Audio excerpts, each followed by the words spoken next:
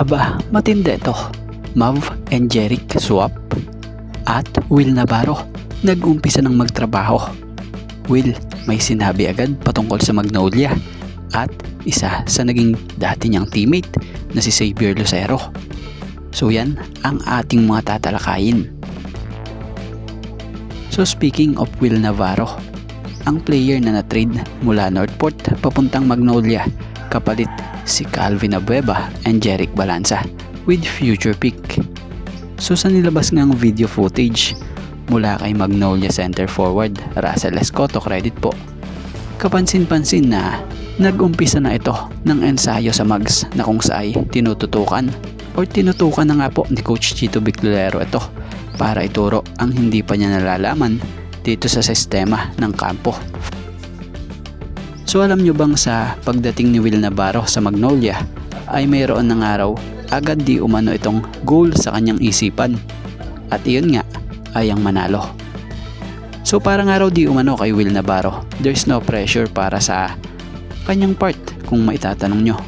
Dahil palagi naman daw may pressure sa basketball kasi nga raw syempre a lot of people are expecting something from you at maraming nanonood nga raw sa kanya.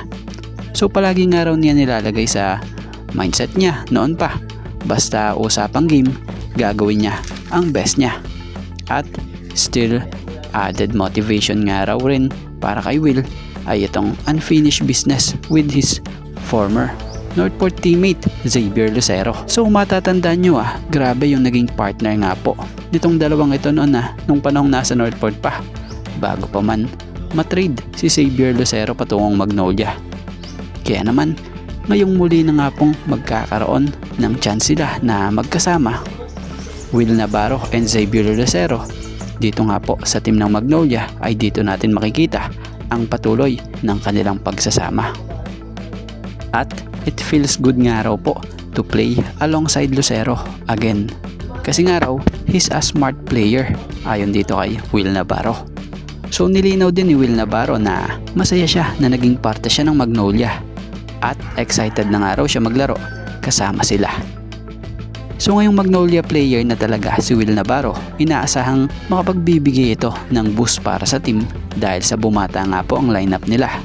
Biruin mo bago malipat to ng Magnolia, nag-average pa to sa Northport ng double-double na 20.57 points per game, 10.57 rebounds per game, and 1.86 assists per game.